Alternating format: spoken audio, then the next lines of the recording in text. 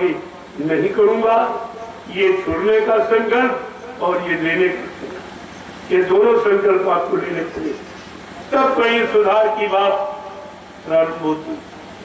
ऐसे सुधार नहीं होता। और तुम्हारे सामने संहार किया गया सुधार के लिए, लेकिन संहार कभी सुधार नहीं होता है। संहार हिंसा और हत्या मानी जाती, इसलिए उनको हत्यारा कहा संतों ने। अगर तुम कोई हत्या कर दो एक इंसान, तो तुम्हें 302 का मुलजिम, फांसी की सजा, और तुम्हारे भगवान ने तो करोड़ों मारे और उसकी पूजा हो रही। ये तुम्हारी पूजा देखिए किसकी कर रहे, काल की, हत्यारे की, हिंसा।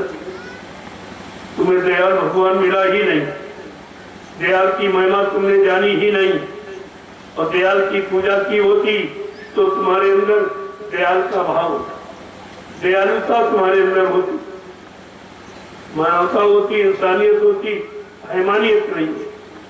लेकिन आज तो ये होता, इस पर तो विचार करना ही पड़ेगा। जय गुरुदेव, जय गुरुदेव,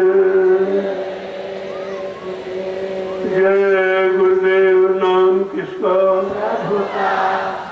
जय गुरुदेव। नाम किसका,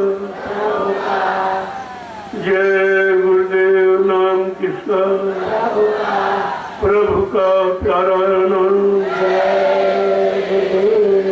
प्रेमियों, ये 19 तारीख, आज 19 जुलाई 2024, ये तारीख बड़ी महत्वपूर्ण है। ये संदेश अगले दिनों में नहीं होगा, आज क्यों? आज सत्संग का पहला दिन है, अभी भारी संख्या में लोग आ रहे, सबको संदेश मिले, इसलिए मैं कल से प्रारंभ करूंगा। और 21 तारीख जीवन रक्षक पूजा का महान पावन पर्व है, उस दिन विशेष संदेश। संदेश तो रोज ही विशेष होता है, तुम्हारे लिए हमेशा विशेष का है, जब तक वो कार्य सिद्ध न हो जाए, तब तक अगर विशेष समझोगे तो लगे रहोगे, और विशेषता हट गई तो तुम पहले हट जाओ, चल जाओ। और यही तुमने किया, जब गुरु नाम की विशेषता हट गई तो तुम गुरु से हट गए।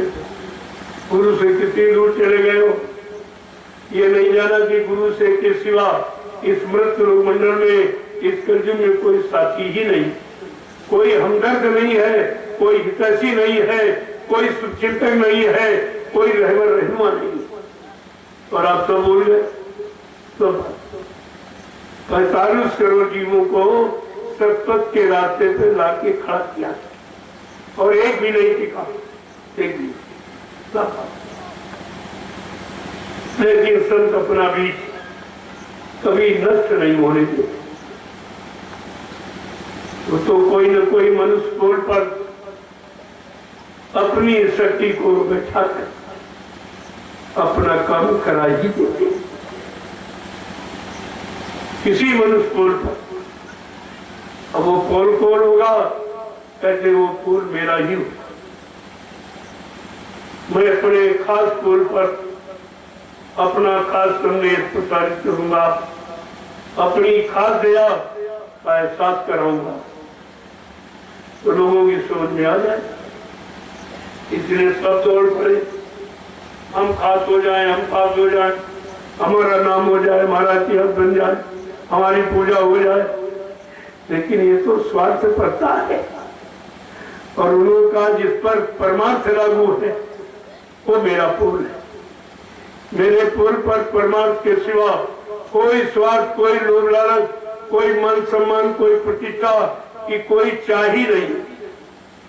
सारी चाह और इच्छा वासनाओं से बिल्कुल अलग अलग वो मेरा पुल होगा।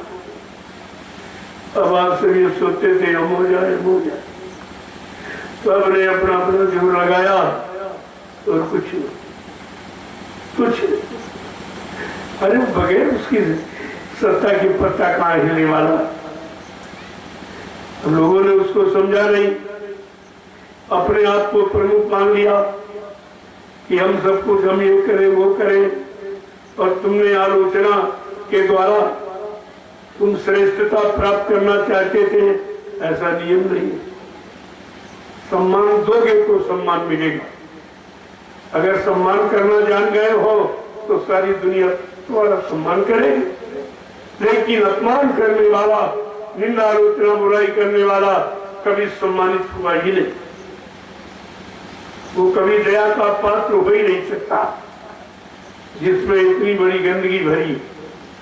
इसलिए बाबा जी ने अपनी समूची संगत, संत मत की समूची संगत को ये आदेश दिया कि 3 बातें मेरी सदैव याद रखना, कि बच्चा न निंदा करना, न किसी निंदा सुनना, न उसके पाप के बोझे से दब जाओ, वो हल्का हो जाएगा।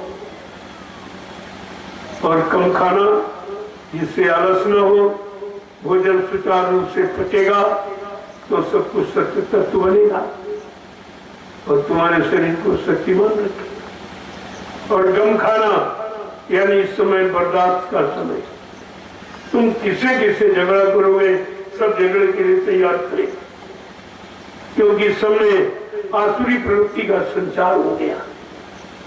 दैवी प्रवृत्ति नहीं रही, आसुरी प्रवृत्ति। इसलिए देवासुर संग्राम किसी कारण। आज ये अंतर जगत में संग्राम, अंतर जगत आपके अंदर अंतर द्वंद्व हो रहा। काम का झगड़ा, क्रोध का झगड़ा, लोभ का झगड़ा, मोह का झगड़ा, ईर्ष्या राग दोष का, अहंकार का झगड़ा हमारे अंदर हो रहा। ये अंतर द्वंद्व बहुत कठिन और बहुत ही खराब है। और जब तक अंतर द्वंद्व मिटाने वाला नहीं आएगा, अंतर द्वंद्व मिटाने की युक्ति और शक्ति नहीं प्रदान करेगा, तब तक ये काम हो नहीं सकता। कितने लोगों ने जोर लगाया, लगा रहे। आज इतनी दुकानें खुल गई कि हम करेंगे।